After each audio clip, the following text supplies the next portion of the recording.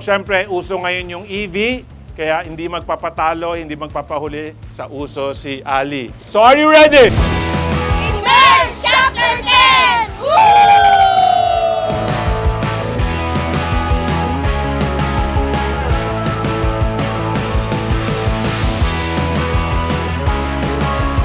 So, mag-manifest na kayo. Sigaw nyo na yung pangalan nyo.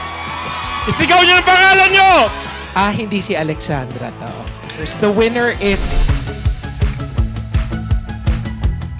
Hi, fantastic morning!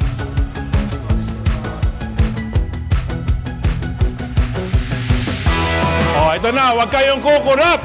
5, 4, 3, 2, 1! Okay.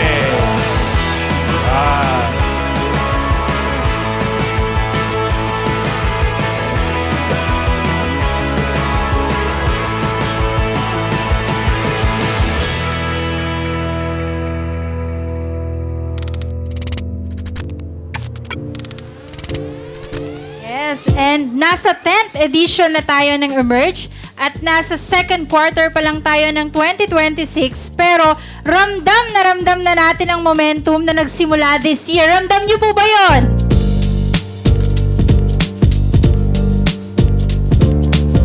Hi, fantastic morning!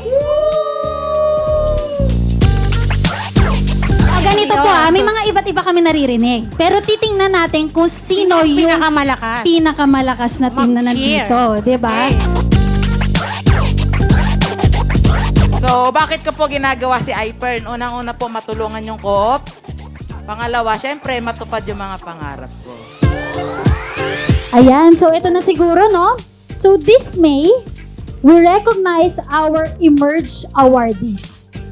So itong mga Emerge awardees natin, ito yung mga top distributors for April.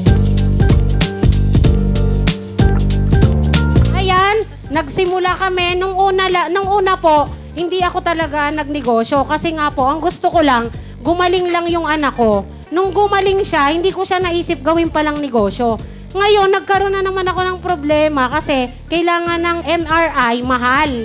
Wala kaming ibabayad. Ang sabi ng kumare ko, mag-post ka sa Facebook. Merong mga bumibili, totoo po yun. So, yung anak ko po na nagkaroon ng seizure, nilagyan ko rin po siya ng account. So, kayo po ang nandito, kung nakaisa pa lang kayo, maniwala po kayo sa mga upline nyo. Pag sinabi niyang family accounts na agad. Tama po?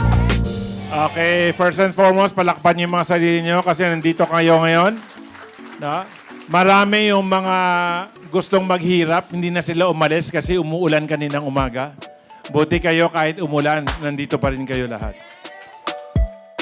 No, emerge meaning mga bagong sibol, mga nagsisimula, no? So we have the people from 10 to 30,000, most of them beginners.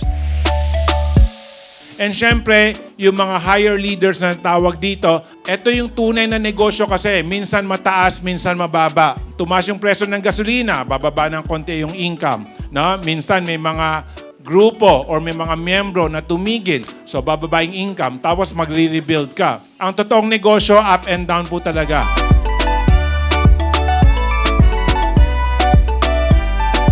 Let's go to the raffle. Dali na yung tambiolo dito.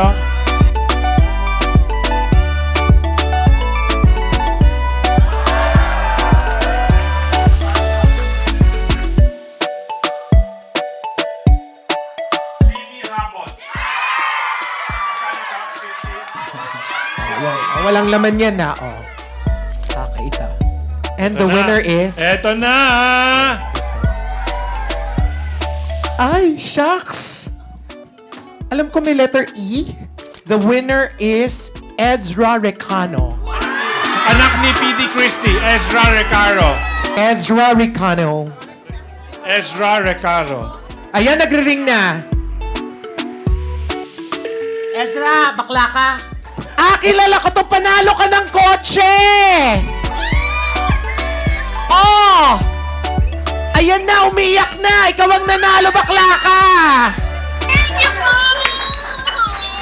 So, nabunot. Si Mike Lim yung bumonot. Ikaw yung unang nanalo ng EV Lumen.